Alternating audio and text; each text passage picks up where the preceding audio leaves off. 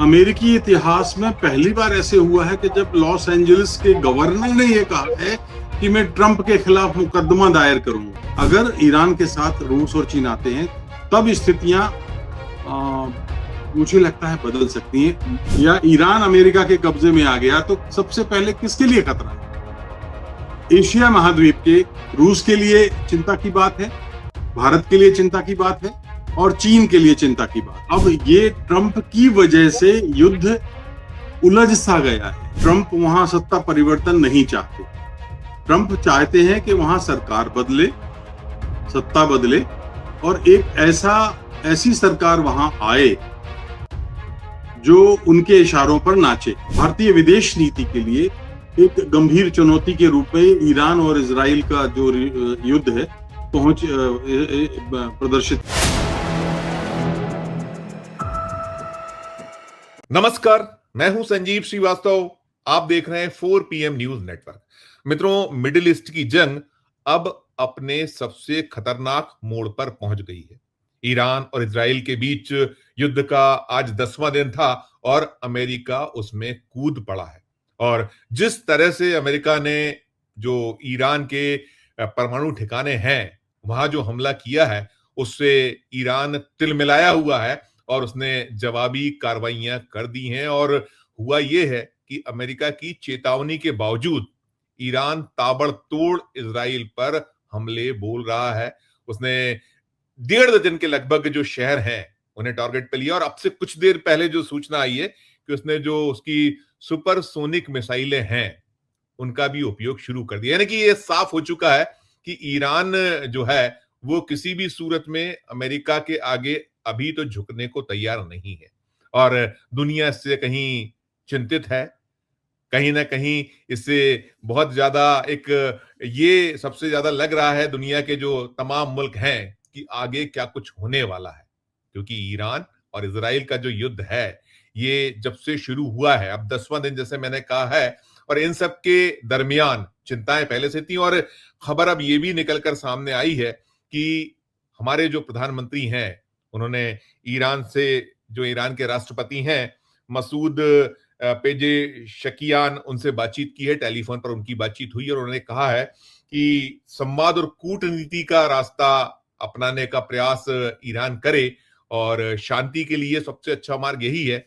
इन जो स्थितियां हैं और इन सबके बीच उधर जो अमेरिका है वो तो साफ साफ कह रहा है कि हमने जो हमारे टारगेट थे उन्हें पूरा कर लिया है, लेकिन यदि ईरान कहीं कोई हिमाकत करता है तो फिर उसके जो परिणाम हैं बहुत बहुत घातक होंगे। और जो कुछ हुआ है, जो पहले अमेरिका के राष्ट्रपति ने कहा था कि 2 सप्ताह का हमें वक्त चाहिए और कहीं जो ब्लफ था वो ब्लफ करते हुए अब इजराइल जो है चहचहाट में है, चहक रहा है। वहां के जो शासक हैं वो अपनी बातें कर रहे हैं, लेकिन तबाही दोनों देशों में चल रही है। इजराइल ज्यादा कहीं प्रभावित दिखता है अभी जो चल रहा है, जिस तरीके से ईरान का रुख और रवैया है। तो जो पूरी स्थितियां हैं, तमाम जो हालात बन गए हैं, जैसा मैंने कहा कि इजराइल कह रहा है हम अपने टारगेट जब तक नहीं पा लेते तब तक शांत बैठने वाले नहीं। ईरान अपनी जो कार्रवाइयां हैं वो कर रहा है और दुनिया के मुल्कों में। और इस बीच में यह है कि ईरान ने संयुक्त राष्ट्र जो है उससे कहीं आग्रह किया है कि वो देखे इंटरनेशनल लॉ का जो वायलेशन हुआ है और भी जो नियमावली है उसका जिस तरीके से यूएस ने उल्लंघन किया। और वो कह रहा है कि दूसरी मर्तबा हुआ है। 13 जो जून है उसमें पहली बार इजराइल ने किया था और अब अमेरिका ने कर दिया है। वो बहुत बहुत तिलमिलाया हुआ है। तो तमाम जो स्थितियां हैं, हालात हैं, और इस बीच में ये भी एक सूचना आ गई है कि पुतिन से मुलाकात ईरान की होने वाली है। तो बहुत आने वाले जो दिन हैं, क्या कुछ होंगे, कहां पहुंचेगा ये जो युद्ध है, और यूएस जो कूद पड़ा है, ट्रंप जो नहीं माने हैं, उन्होंने चुनाव तो जीता था कि शांति के नाम पर, लेकिन अब वो जो कुछ कर रहे हैं, तो बहुत बहुत चिंता है। पूरी स्थितियों, पूरे हालात पे बातचीत करने के लिए चलेंगे एक बहुत बहुत खास मेहमान के पास। जुड़ गए हमारे साथ राजेश बादल साहब। राजेश जी, बहुत बहुत स्वागत करूंगा। हमारे लिए आपने वक्त निकाला और राजेश जी को हमारा दर्शक वर्ग जानता है। 4.5 दशक से ज्यादा का आपका दीर्घ अनुभव और लंबा ये युद्ध से जुड़े मामले भी आप उस पर लिखना, उस पर निरंतर अंतर्राष्ट्रीय मामलों पर, मसलों पर लिखने वाले राजेश जी पुनः स्वागत। और मैं बीते जो 15 घंटे हैं भारतीय समय के अनुसार, आज सुबह 4:30 बजे हमला हुआ है यूएस की ओर से धावा बोला गया है, 3 परमाणु ठिकाने और बाकी सब चल रहा है। और अभी जब हम ये 7:30 बजे चर्चा की शुरुआत कर रहे हैं शाम को, 15 घंटे का वक्त हो चुका है।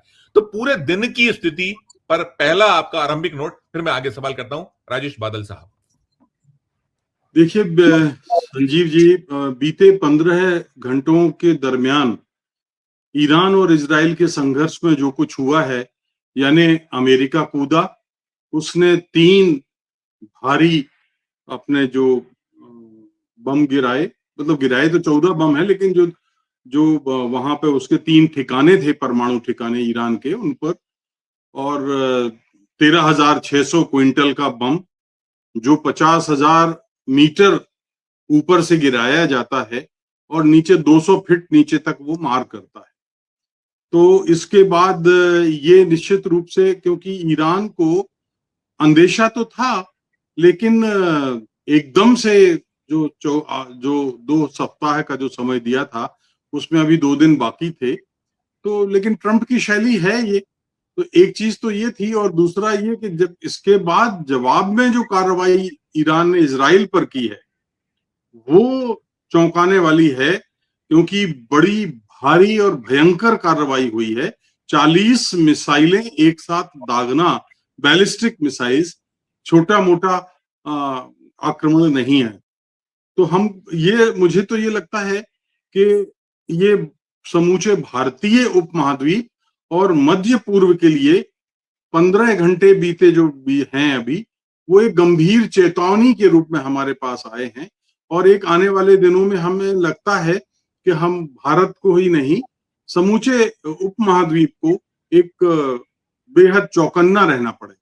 जी बिल्कुल बिल्कुल, जो आपने कहा कि वो उनका GBU 57A जो बंकर बस्टर है, उसका पहली बार उपयोग अमेरिका ने किया और भारी तबाही जो वो चाह रहा था कि वहां ठिकानों को, और अभी भी वो चेतावनियां राजेश जी लगातार दे रहा है। वो कह रहा है, शांति की बात कर रहे हैं अब ट्रंप, उनका पूरा जो कुनबा है वो शांति की बात कर रहा है, और हम ये देखते या पाते हैं वो जो बातें करते हैं उससे उलट है।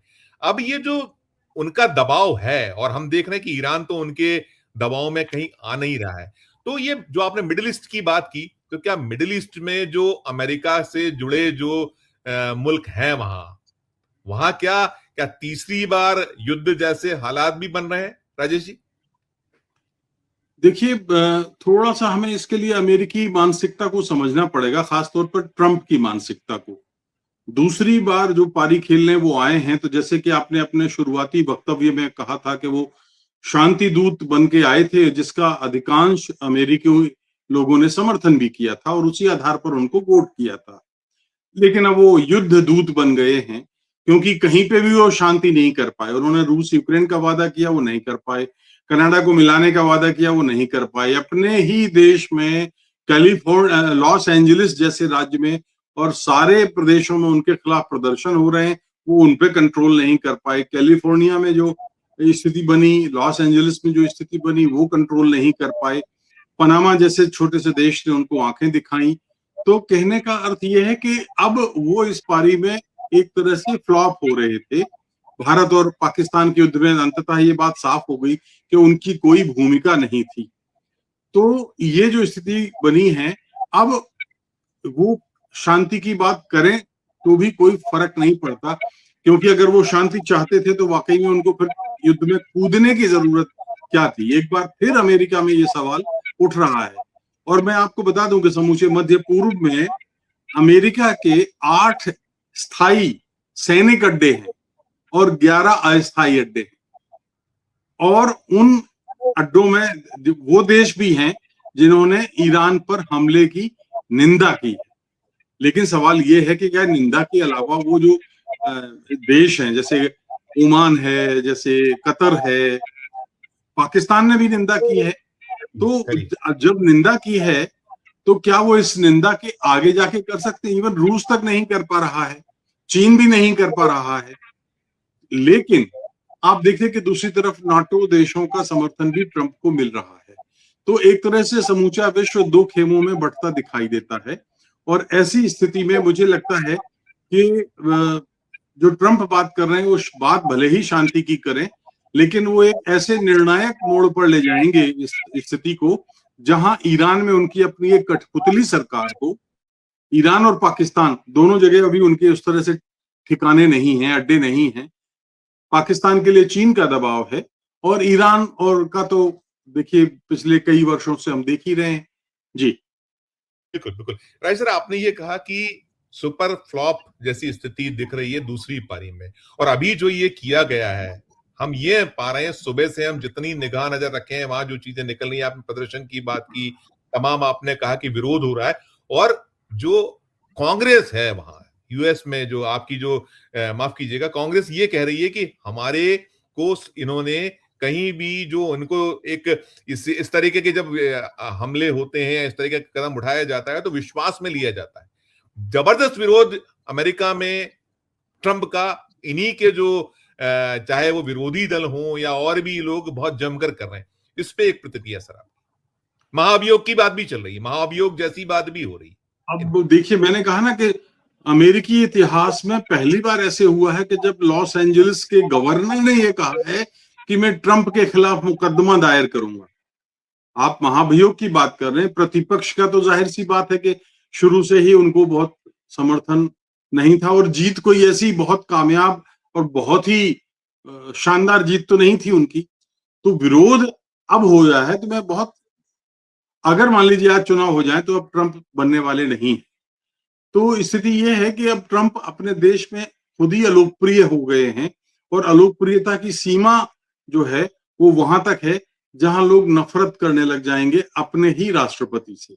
जी बिल्कुल। राय सर, इसमें एक चीज और भी है कि दुनिया पर क्या कुछ असर, खासकर जब मिडिल ईस्ट है ये, तो भारत पर क्या दूरगामी या जो तात्कालिक आपको दिखता है कि दुष्परिणाम, या कोई हमें सफर क्या कुछ करना पड़ सकता है भारत को भी, और ये भी निकल रहा है कि इससे जापान भी प्रभावित होने वाला है, इससे कहीं चाइना को भी कठिनाई होने वाली, बहुत सारे इस तरीके के प्रश्न है। पहले भारत पर, फिर बाकी जो ये हम बात करें ये एशिया की, तो क्या आप देख या क्या पा रहे हैं एज ए विशेषज्ञ? देखिए, मेरा मानना यह है कि ये बात बिल्कुल सही है कि भारत के लिए गंभीर, भारतीय विदेश नीति के लिए एक गंभीर चुनौती के रूप में ईरान और इजराइल का जो युद्ध है प्रदर्शित कर रहा है। भारत ईरान से बहुत अच्छे सदियों से रिश्ते हैं, आध्यात्मिक रिश्ते हैं, आर्थिक रिश्ते हैं, सियासी रिश्ते रहे हैं, और भी तमाम तरह के। हमने तो अभी चाबहार बंदरगाह भी वहां बनाया ही है। तो कुल मिलाकर के ईरान, हम तेल खरीदते रहे हैं। अमेरिका ने बहुत दबाव डाला पिछली बार जब पिछले दिनों, तब हमने जाकर के बंद किया, क्योंकि अमेरिका बहुत ही धौंस पट्टी पर उतर आया था। तो ईरान से हमारे अच्छे संबंध हैं, और हालिया दौर में हम देखते हैं पिछले 10 साल में इजराइल के साथ भी रिश्ते बने हैं, और बहुत मजबूत रिश्ते दिखाई देते हैं इस वक्त। मैं इसलिए कह सकता हूं कि पहलगाम का जब मामला हुआ था, तो आपको याद होगा इजराइल ने खुलकर भारत का समर्थन किया था।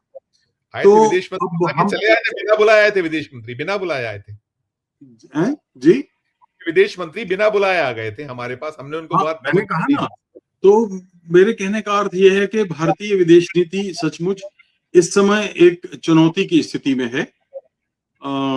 भारत संतुलन बनाने की कोशिश तो कर रहा है, लेकिन मुझे लगता है कि उसकी कामयाबी तब होगी जब वो इजराइल और ईरान को एक साथ बातचीत की मेज पर ले आए, चर्चा के लिए साथ बिठाए और कुछ मध्यस्थता कराए, क्योंकि ईरान अपनी तरफ से समर्पण तो नहीं करने वाला है, और जाहिर सी बात है अमेरिका के कूदने से स्थिति थोड़ी सी पेचीदी और विकट हो गई है। अमेरिका के साथ अलबत्ता हमारा इन दिनों जो रिश्ता है थोड़ा सा फासला बना है। जी राइट सर, इसमें एक चीज और भी है कि हम ये देख या पा रहे हैं, इसमें ठीक है बाकी जो इंटरेस्ट है अपने अपने हैं, ईरान का अपना हित है, इजराइल अपने किसी जो उनके हैं उस पर वो अड़ा हुआ है, लेकिन इन सब के बीच जो इसमें एक, अगर हम देखें कि जो कौमों का एक संघर्ष में जैसे हुआ है कि अब शिया जो वर्ग है बेहद बेहद एक कुपित हो गया है, बहुत ज्यादा नाराज है अमेरिका के कूद जाने के बाद। 57 मुस्लिम देश हैं, तो इसको यदि उस एंगल से देखा जाए, दुनिया के जो मुल्क तमाम है उसमें, तो इनके रिपरकेशंस क्या देखते या पाते हैं आप बादल साहब? देखिए, इसके लिए आपको थोड़ा सा अतीत के दोनों देशों को के रिश्ते देखने पड़ेंगे।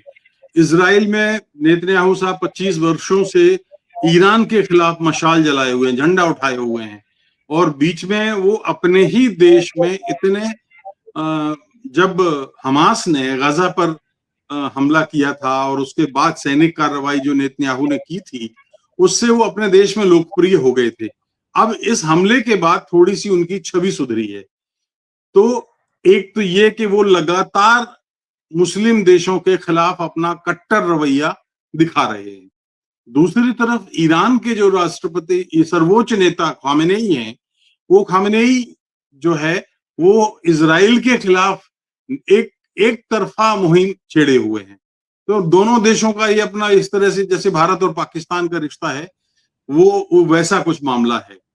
तो ये एक स्थिति थोड़ी सी चुनौती भरी तो है, लेकिन आप देखिए कि अभी अमेरिका कूदा है, तो इसका एक अर्थ ये भी निकलता है कि अमेरिका वहां पर, मैंने अभी कहा था कि कठपुतली सरकार चाहेगा, जी और जी मैं जी। बार बार कह रहा हूं कि वहां पर जब तक ये ईरान में ये जो नेतृत्व है वो समाप्त नहीं हो जाता, तब तक वहां कोई शांति बहाली मुश्किल है।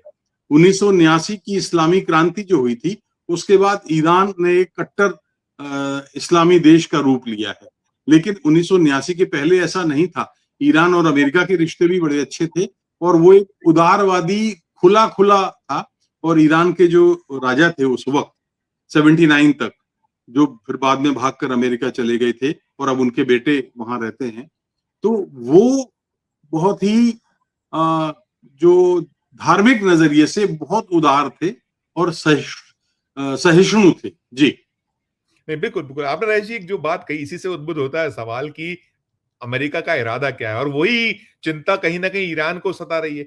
अब जब आज पूछा गया, बहुत एंगल से सवाल हुए हैं, दिन भर से जो चल रहा था, मैंने जैसे कहा कि 15 घंटे से कुछ ज्यादा का वक्त अब हो गया जब हम ये चर्चा कर रहे हैं। अमेरिका जब कूदा है सुबह 4:30 बजे भारतीय समय के अनुसार, जो हमला बोला है, तो वो कह रहे हैं कि हमारा इरादा वहां सत्ता परिवर्तन कतई नहीं है। लेकिन भरोसे लायक कहां बचे हैं ट्रंप? उन्होंने 2 सप्ताह का समय मांगा था, फिर वो उन्होंने अचानक से ये सब कुछ कर डाला। उनका जो ये जो ऑपरेशन मिडनाइट हैमर जो किया गया है, तो अब ये जो उनका ये कहीं आश्वासन देना कि नहीं हम सत्ता परिवर्तन नहीं चाहते हैं, अब क्या ईरान इसको कहीं इस पे विश्वास करेगा? क्योंकि उसका तो रुख और रवैया दिख रहा है साफ साफ, स्पष्ट तौर पर यही है नहीं, कि आपको बिल्कुल कहीं नहीं। बदलना है, पलटना है।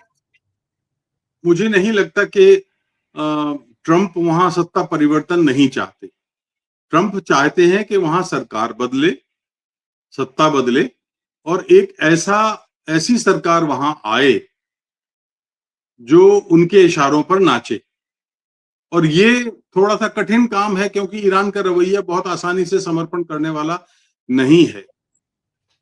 असल में मुझे जो लगता है कि सबके अपने अपने स्वार्थों का टकराव है। बिल्कुल बिल्कुल। एक तरफ ईरान परमाणु अप्रसार संधि पर का सदस्य है, लेकिन एक शर्त यह भी है कि अगर उस पर कोई इस तरह का उसके परमाणु ठिकानों पर हमला करता है, तो ईरान ने तो पहले साफ साफ कहा है कि मैं शांति चाहता हूं, लेकिन अगर हमला करता है तो वो परमाणु अप्रसार संधि से बाहर आ सकता है, और इसके बाद फिर तो आप चौराहे पर हैं, सब लोग अपने अपने सिग्नल तोड़ रहे हैं। तो फिर अच्छा, ईरान परमाणु अप्रसार संधि का सदस्य नहीं है, लेकिन ईरान इजराइल इजराइल परमाणु अप्रसार संधि का सदस्य नहीं है, लेकिन वो इस तरह की परमाणु युद्ध की और जंग की स्थितियां बना रहा है। तो ऐसे में मुझे ये लगता है कि तीनों का अपना अपना स्वार्थ है। अमेरिका का स्वार्थ मध्य पूर्व में, समूचे मध्य पूर्व बहुत बड़ा केंद्र है तेल भंडारों का। तो ज्यादातर अब देखिए कि आप बहरीन में उनका, अमेरिका का 5वां नौसेना का अड्डा है, मिस्र में उनका सैनिक अड्डा है, इराक में, जॉर्डन में, कुवैत में, कतर में, सऊदी अरब में और संयुक्त अरब अमीरात में, ऐसे उनके अड्डे हैं। और जहां पर मतलब तेल उत्पादन पर उनका जो है काफी हद तक उनका असर है। ईरान के तेल उत्पादन पर और रूस के तेल उत्पादन पर अभी अमेरिका का नियंत्रण नहीं है। तो मुझे लगता है कि वो एक ऐसी सरकार चाहेंगे जिसमें तेल उत्पादन पर वो अपना नियंत्रण रख सके। जी राइट राइट। आपने जो बात कही, जो ईरान ने यही बात कही है कि जो संयुक्त अमेरिका जो है, यूएसए जो है, उसने जो परमाणु प्रतिष्ठानों पर हमला किया है वो संयुक्त राष्ट्र चार्टर, अंतर्राष्ट्रीय कानून और एनपीटी का गंभीर उल्लंघन है। और उसने कहीं अब अपनी जो गुहार है वो संयुक्त राष्ट्र से लगा दी है। तो आप क्या कुछ जो, और आपने एक बात बहुत स्पष्ट कर दी और हम ये बार बार देख रहे हैं कि अब किसी भी जो ये इस तरीके के नियम है, कानून है, उनकी परवाह नहीं, और अमेरिका नहीं कर रहा है। तो आप मान के चलिए कि ये एक अराजकता के हालात पैदा हो गए हैं, इसमें कुछ बहुत निकलने या कुछ हो पाने की संभावनाएं भी नजर नहीं आती, जो ट्रंप का रुख हम लगातार देख रहे हैं, निरंतर देख रहे हैं। एक टिप्पणी इस पर आपकी छोटी सी। आप ठीक कह रहे हैं, निश्चित रूप से अब ये ट्रंप की वजह से युद्ध उलझ सा गया है। क्योंकि अमेरिका के हमले के पहले ऐसा हमें लग रहा था कि ईरान के जवाबी हमलों ने इजराइल को तनिक परेशान किया है और इजराइल और ईरान को वार्ता की मेज पर लाया जा सकता है, बातचीत की टेबल पर। अब अमेरिका के कूदने से ईरान के लिए संकट हुआ है। दूसरा एक डेवलपमेंट जिस पर हमारा ख्याल नहीं है, ध्यान नहीं है, कि आसिम मुनीर की जो मुलाकात हुई है ट्रंप के साथ, उसमें निश्चित रूप से ईरान और इजराइल के जंग पर चर्चा हुई है। क्योंकि पाकिस्तान के प्राइम मिनिस्टर, देखिए याद रखिएगा, पिछले महीने ईरान गए थे और खामनेई से मुलाकात की थी, और पाकिस्तान ने राजनीतिक रूप से जिस दिन 13 तारीख को जब ये जंग शुरू हुई तो ईरान का समर्थन करते हुए इजराइल की निंदा की। जी हाँ। अब शहबाज शरीफ की इस भूमिका को अमेरिका ने पसंद नहीं किया, उन्होंने आसिम मुनीर को लंच पे बुला लिया, गृह मंत्री के, देश के गृह मंत्री को बाहर बिठाया और डाइनिंग टेबल पर आसिम मुनीर बैठे हुए थे। तो उससे क्या 3 संकेत 4 संकेत निकलते हैं। एक तो ये निकलता है कि देखिए पाकिस्तान में वो अपना सैनिक अड्डा बनाना चाहते हैं। नंबर दूसरा, शहबाज शरीफ के लिए खतरा बनता है कि कहीं वो परवेज मुशर्रफ जैसी कोई भूमिका तो नहीं निभाने जा रहे हैं। तीसरा, चीन और पाकिस्तान के बीच में दूरी बनेगी, अविश्वास की पहले से ही इनका चल रहा है, अविश्वास की खाई और चौड़ी होगी। और चौथा, मुझे लगता है कि भारत को एक संदेश भी इसके पीछे देना छिपा हुआ है। तो ये अगर होता है तो फिर पाकिस्तान के लिए बड़ा मुश्किल हो जाएगा, क्योंकि आसिम मुनीर उनको एक बहुत ही कट्टर मुल्ले के रूप में जाना जाता है, मतलब इस्लामी नजरिए से देखें तो वो अपनी वो छवि बनाए रखना चाहेंगे या अमेरिका की गोद में बैठेंगे, ये आने वाला भविष्य बताएगा। जी बिल्कुल। रहे सर, जो अब तक की सूचना है, जो अब से कुछ देर पहले हमने अपडेट आया है, उसमें आया है कि जो इजराइल अमेरिका के जो हमले हैं उसमें 865 मौतें हो चुकी हैं ईरान में और लगभग 3400 लोग घायल हैं। और उसमें सबसे जो दुख की बात या कहीं एक चिंता की बात है कि इसमें जो मारे गए लोग हैं उसमें 2/3 लोग आम नागरिक हैं, ये निकल रहा है। और ह्यूमन राइट्स ग्रुप ये दावा कर रहा है। ये कितना चिंताजनक है कि आप सारी चीजें करिए, लेकिन आप जो आम जन यदि निशाना बनने लगेगा तो हम क्या, किस तरफ बढ़ रहा है पूरा दुनिया, किस तरफ जा रही है, इस पे एक छोटी सी आपकी प्रतिक्रिया।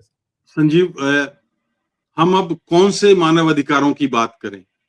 हमने, अब मैं कह सकता हूं कि पिछले 49 साल की पत्रकारिता में मैंने कई जंगें देखी हैं, देश के युद्ध देखे हैं और बाहर के भी।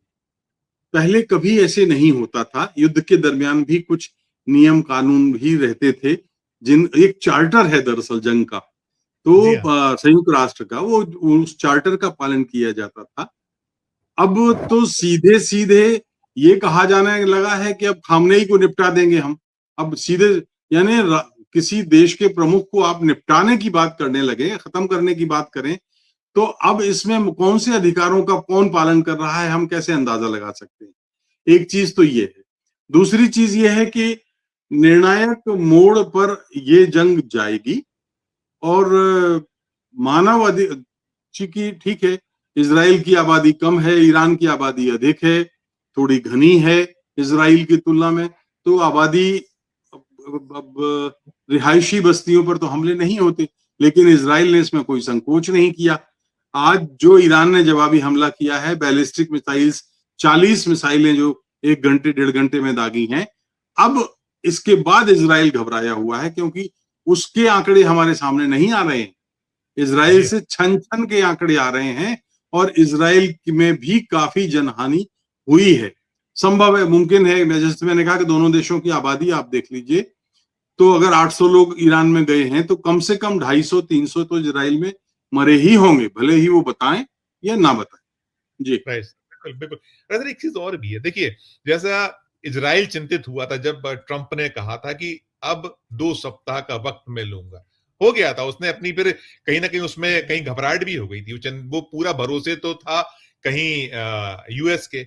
अब जो ईरान है, ईरान भी कहीं ना कहीं जो बहुत ज्यादा उसको अब एक फेथ है अपने पूरे के पूरे, उसके पास है अपने जो है सारी चीजें, लेकिन जो चाहे वो रशिया हो या फिर चीन हो, पीछे खड़े होने की थी बात, और अब तक उनकी तरफ से कोई प्रतिक्रिया का ना आना, क्या आप नहीं आने पर एक, और दूसरा क्या संभावनाएं देखते हैं इन लोग का रुख और रवैया क्या होगा? इनके भी बहुत सारे हित कहीं टकरा रहे हैं, आपने कहा है, और इनको नुकसान भी बहुत सारे होने, तो वो क्या कुछ कदम हो सकते हैं, एक हम संभावना आधारित, राजेश सर? देखिए, ये आपने बहुत ही एक आने वाले दिनों का एक संकेत भरा सवाल है ये, क्योंकि आप देखिए कि कई दिनों से ट्रंप यूक्रेन को लेकर खामोश है। ब्रिटेन और एक आध देश और थोड़ा बहुत यूक्रेन को हेल्प कर रहे हैं, लेकिन जहां तक मुझे लगता है कि अमेरिका की यूक्रेन को वैसी मदद नहीं मिल रही है। इसलिए एक मजबूरी भरा बयान यूक्रेन के राष्ट्रपति जेलेंस्की ने दिया है कि रूस दरअसल युद्ध समाप्त ही नहीं करना चाहता। तो और उधर रूस ने अब आज के, मुझे ऐसा लगता है कि रूस एक तरफ यूक्रेन को युद्ध में उलझाए रखेगा, लेकिन अब क्योंकि ईरान में अगर अमेरिकी ठिकाना बन गया या ईरान अमेरिका के कब्जे में आ गया, तो सबसे पहले किसके लिए खतरा है? एशिया महाद्वीप के रूस के लिए चिंता की बात है, भारत के लिए चिंता की बात है, और चीन के लिए चिंता की बात है। इसलिए अब रूस तो निर्णायक होगा, क्योंकि ठीक उसके पड़ोस में आकर के रह रही है बात। ये एक अलग बात है कि मैं आपको एक संदर्भ के तौर पर बताता हूं कि जब पाकिस्तान और भारत का बंटवारा नहीं हुआ था, तो भारत की सीमा ईरान के साथ करीब करीब 950 किलोमीटर की जुड़ती थी।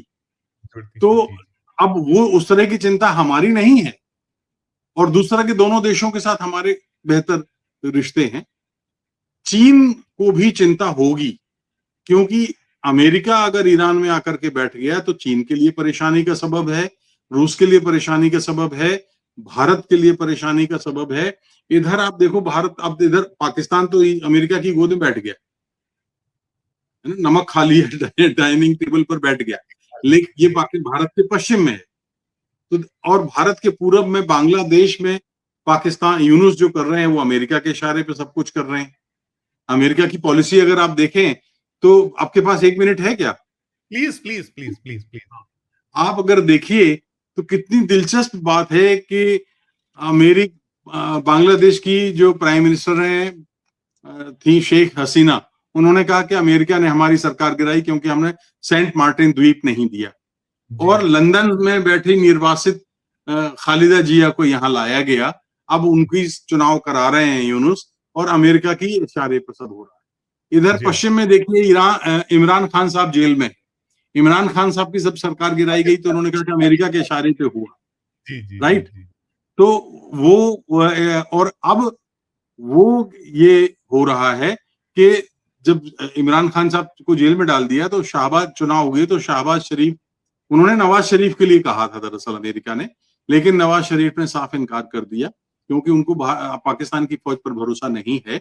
तो शाहबाज शरीफ को जो है उन्होंने अभी प्राइम मिनिस्टर बनाया। यानी अमेरिका जो है पीठ पीछे से किस तरह से खेल कर रहा है ये आप देखिएगा। तो ईरान में भी अगर कठपुतली सरकार बनेगी तो भारत के लिए गंभीर चिंता का विषय है। मगर मुझे अभी लगता है कि जो शाहबाज शरीफ वाला जो मामला है वो अमेरिका को परेशान करेगा। जी बिल्कुल। मैं राइस सर आखिरी सवाल पूछना चाहूंगा। आपने एक तो पूरी तस्वीर स्पष्ट की, और कहीं ना कहीं इसमें है कि अपने अपने जो वर्चस्व की लड़ाई है उसमें आप वेट एंड वॉच कहीं दिखता है कि अभी कहीं ना कहीं रशिया वेट और वॉच में है, चाइना भी वेट एंड वॉच में है कि कैसे मौका मिले, जैसे ट्रंप ने कहीं किया, एक उस पर बहुत छोटी सी प्रतिक्रिया। और दूसरी, अब ईरान के ऊपर जिस तरीके का दबाव, वो भी आप अमेरिका से उसकी लड़ने की वैसी क्षमता नहीं है, और वो हमला करेगा तो जैसे अमेरिका ने कहा है उसके पास में ताकत बहुत बहुत महाशक्ति है वो। तो ईरान का अब क्या कुछ कदम हो सकता है? क्या वो बैकफुट पे लौटने जैसी स्थितियां बनेंगी आने वाले 2 4 3 दिन में, 5 दिन में, या वो सरेंडर जैसी स्थिति बनेगी? क्या संभावनाएं देखते हैं? इसी पे सम अप करूंगा दोनों चीजों पर कि ये जो वेट एंड वॉच है, जो ये जो बड़े मुल्क हैं, बड़ी कंट्रीज हैं जिन्होंने कहीं उकसाया था, तो इनके क्या रुख रवैया, और दूसरा ईरान क्या कुछ इसका करवट हो सकता है या चलेगा बहुत देर तक, दूर तक, जैसे यूक्रेन और रूस में चल रहा है? देखिए, मुझे लगता है कि ईरान तत्काल फौरी तौर पर तो कोई ऐसा संदेश नहीं देगा कि वो समर्पण के लिए तैयार है या वो झुक रहा है, खासतौर पर अमेरिका के हमले के बाद। सर, तो अभी तो ये कम से कम 4 5 6 दिन मुझे लगता है कि तीव्रता आएगी। ईरान ने भी अपने हथियारों का बहुत बड़ा प्रदर्शन अभी तक नहीं किया है। ईरान के पास, ईरान को आप कम ताकतवर मत समझिए कि वो इजराइल के से कम ताकतवर है। उसके पास जो अब देखिए ना कि इजराइल का सबसे मजबूत जो उसका डोम था, एयर सुरक्षा कवच, वो अगर तोड़ दिया ईरान ने, तो आप समझिए कि ईरान अभी कम से कम मेरे ख्याल से तो हफ्ते भर तो संघर्ष करेगा ही, और हफ्ते भर संघर्ष करेगा तो फिर ट्रंप साहब को भी सोचना पड़ेगा, एक बात। दूसरी चीज जो आप कह रहे हैं कि शायद जो बड़े राष्ट्र हैं वो अब क्या सोचेंगे। अब बड़े राष्ट्र और छोटे राष्ट्र में मुझे लगता है कि हम अगर ये भेद ना करें तो बेहतर है, क्योंकि देखिए मिडिल ईस्ट के, मध्य पूर्व के और इस्लामिक बहुत सारे देश अमेरिका के प्रभाव में हैं। अमेरिका उनको फंड करता है, तो हमें ये मानना पड़ेगा कि पक्ष अगर देखें तो अमेरिका का मजबूत है। ईरान के साथ अगर खुलकर रूस आता है, ईरान चीन आता है, भारत तो जा नहीं सकता ईरान के साथ। अगर ईरान के साथ रूस और चीन आते हैं तब स्थितियां मुझे लगता है बदल सकती हैं। ऐसा भी मुझे लग रहा है कि रूस और अमेरिका के बीच में यूक्रेन को लेके कहीं ना कहीं अंदर खाने कुछ हुआ है, वहां समाप्त होगा, और रूस और रूस ईरान को मनाएगा 5 6 दिन के बाद। शायद ऐसी कोई स्थिति बन सकती है, क्योंकि आज भी पुतिन और ट्रंप के रिश्ते बहुत अच्छे हैं। जेलेंस्की के और ट्रंप के साथ रिश्ते अच्छे नहीं हैं।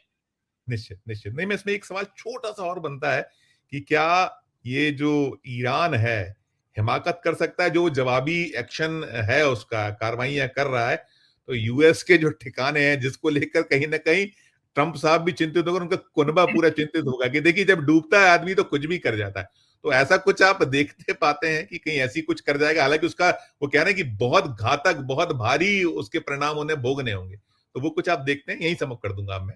देखिए, ईरान की तरफ से अमेरिका पर कोई आक्रमण होगा मुझे अभी तुरंत तो नहीं लगता, क्योंकि आज जो अमेरिका ने अटैक किया है उसका दुनिया के तमाम देशों ने आलोचना की है, अमेरिकी आक्रमण की, और उन देशों ने आलोचना की है जो अमेरिका के प्रभाव में है। तो एक बात तो ये है, और आलोचना की है तो इसका अर्थ यह है कि अब ईरान अभी देखेगा, और एकदम तो नहीं, जैसे मैंने अभी कहा कि एक हफ्ते चल सकता है। हाँ, अचानक कोई ऐसा अप्रत्याशित आक्रमण या प्रत्याक्रमण हो जाए तो मैं नहीं कह सकता, लेकिन मुझे लगता है कि अभी अमेरिका पर आक्रमण से, हमले से ईरान बचेगा। वो एक परसेप्शन बनने देगा समूचे विश्व में कि देखो अमेरिका ये कर रहा है, अमेरिका ये कर रहा है। Right sir, right. तो ये ईरान के प्रति सहानुभूति बन सकती है। बिल्कुल बिल्कुल बिल्कुल नहीं, ठीक कह रहे हैं आप। बनी हुई है, अभी भी जो आ रहे हैं दुनिया के जो मुल्क हैं वो कहीं ना कहीं इस चीज को तो धता बता ही रहे हैं कि अमेरिका ने ठीक नहीं किया, जो वो अंतर्राष्ट्रीय कानून है उसका उल्लंघन, तमाम जो नियम है उनकी अनदेखी, तमाम आरोप लग रहे हैं, और निश्चित तौर पर लेकिन कुल मिलाकर हालात बेहद बेहद चिंताजनक है, जैसा आपने कहीं प्रकट किया, और जो भारत के लिए बहुत ज्यादा चिंता का सबब है। अगर ये आगे होता है तो निश्चित तौर पर जो हम 142 करोड़ का मुल्क है भारत, उसको बहुत कुछ सफर करना पड़ सकता है। बाकी दुनिया के जो देश हैं, बड़े देश, छोटे देश, वो करेंगे ही करेंगे, और कुछ एक किस रास्ते पर ये जाएगा उसको लेकर चिंता हम सबकी लाजमी है। राय सर, आपने वक्त दिया, बहुत सारा हमारे दर्शकों को पूरे जो दृश्य है बीते 15 घंटों का उसको समझाया। आपका धन्यवाद, बहुत बहुत आभार। हम फिर आपसे कभी जो इसी मसले पर 1-2 दिन में होता है, हम पुनः जोड़ेंगे, आपसे आग्रह करेंगे कि हमारे दर्शकों को बताइए। शुक्रिया, धन्यवाद, आभार सर। धन्यवाद संजीव जी। तो मित्रों, ये थे राजेश बादल साहब, जिन्होंने पूरा जो एक उनका उनके पास अनुभव है उसे आपके सामने उड़ेल दिया है। और निश्चित तौर पर वो कह रहे हैं कि ठीक है, अभी वेट एंड वॉच की मुद्रा में लगभग चाहे वो ईरान हो, अभी यूएस पे हमला करेगा इसकी संभावनाएं बहुत बहुत कम है। और ऐसे ही जो चाहे वो पुतिन हो, यानी कि रशिया हो और चीन हो, वो भी देख रहे हैं कि क्या कुछ कदम उठाना है। इधर ट्रंप तो जो कर रहे हैं सो कर रहे हैं, और चिंता जो दुनिया भर में इससे लेकर बनी हुई है वो बहुत बहुत लाजमी है। और आने वाले जो दिन हैं उसमें चीजें जब निकलेंगी तो और चीजें सामने आएंगी, और हम इस तरह की चर्चाएं आप तक पहुंचाते रहेंगे, बात करते रहेंगे। ये चर्चा आपको कैसी लगी, हमारे इस वीडियो के कमेंट बॉक्स में जाकर जरूर अपनी राय प्रकट कीजिएगा कि क्या ये जो ट्रंप हैं, इनकी जो ये चौधराहट है और जिस तरीके का कदम है, ये उचित है कि सब हर तरफ बदसरना हो रही है, उनके अपने मुल्क में हो रही है। कीजिएगा टिप्पणी, और अच्छी लगे चर्चा तो चैनल को लाइक कीजिएगा, सब्सक्राइब कीजिएगा, ज्वाइन का बटन दबाइएगा तो और हमारी हौसला अफजाई होगी। प्यार और स्नेह बना रखिए और देखते रहिए 4 PM न्यूज नेटवर्क। धन्यवाद, नमस्कार।